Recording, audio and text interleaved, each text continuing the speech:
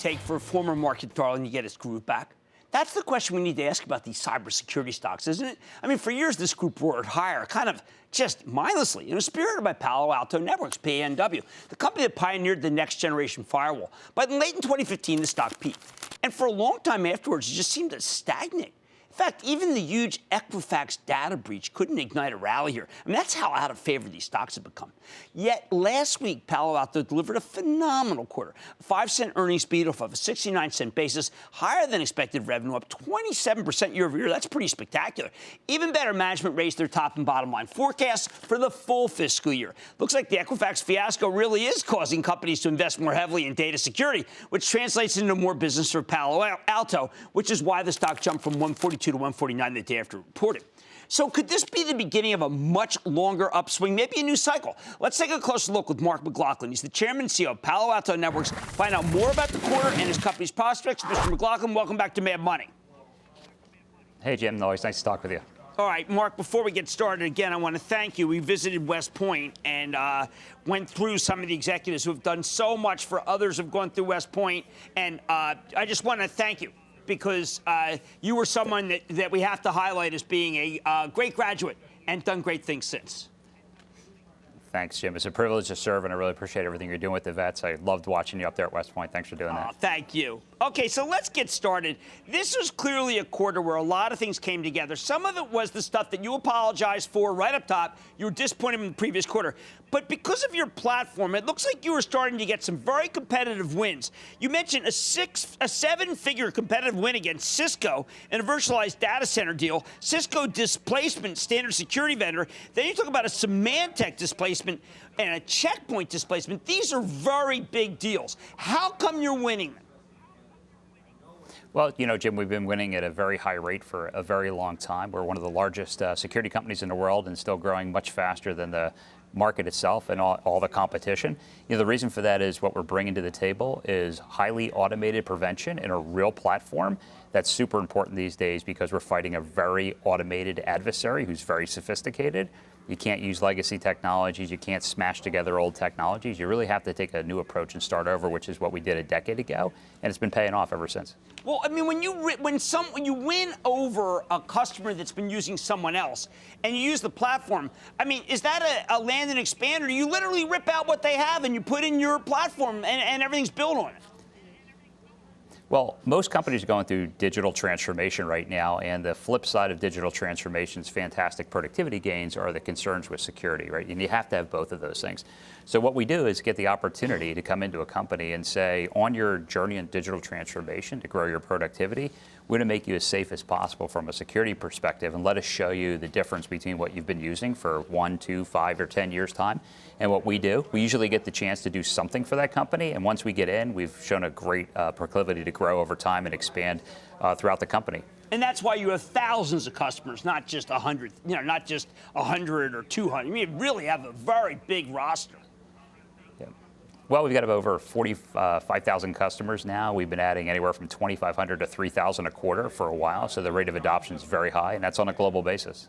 Now, one thing that I thought was interesting was that you started talking about, we know that the federal government had kind of had a pause.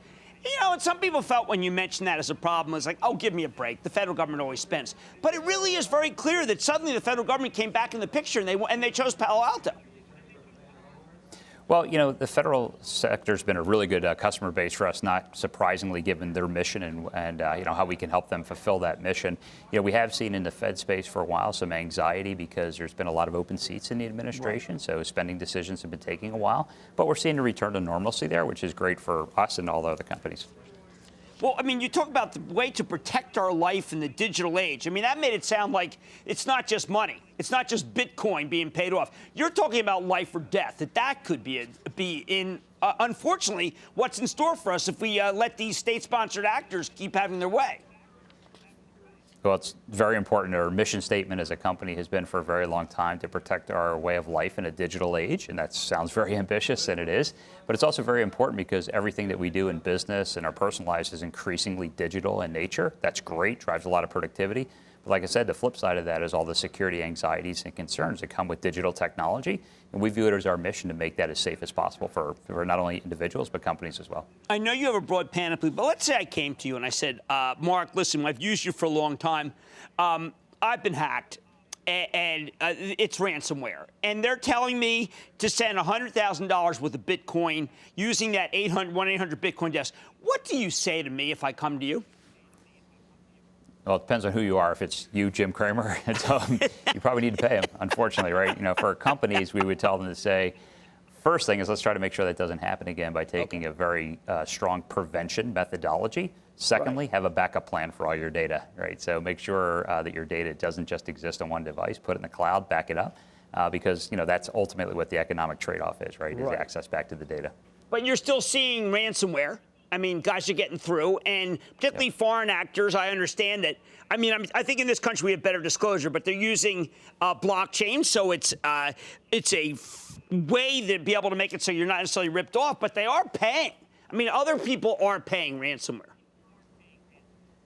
Well, you know what? I mean, what's happening there is they come in to basically freeze the data, right? So if you encrypt it, you can't use it, you can't read it, and it's prevalent. It's in companies, it's in hospital systems, and it's in an individual level where you can't even see your pictures anymore, right? So if you let them get in, and that's where prevention becomes very, very important, and you haven't backed up your data somewhere else, then you're really in a bind because that's the only way to access the information is actually pay them. And as I mentioned last time you and I spoke, that's a big business, unfortunately. Sure. Now, one last thing. North Korea launched a missile today. We understand that we're trying to do, that the government's trying to do some sort of cyber terrorism to them. I have to believe they're doing cyber terrorism to us. When you do the federal government, is this your spot? Are you finding people like North Korean state-sponsored actors trying to get into our files? Well, there's a lot of kind of cyber things going on out there. One of them for sure is nation states. And I think in any situation where you have increasing tension on the kinetic side, where, ships are sailing and planes are flying, you're definitely going to see some cyber tension as well in advance of that stuff.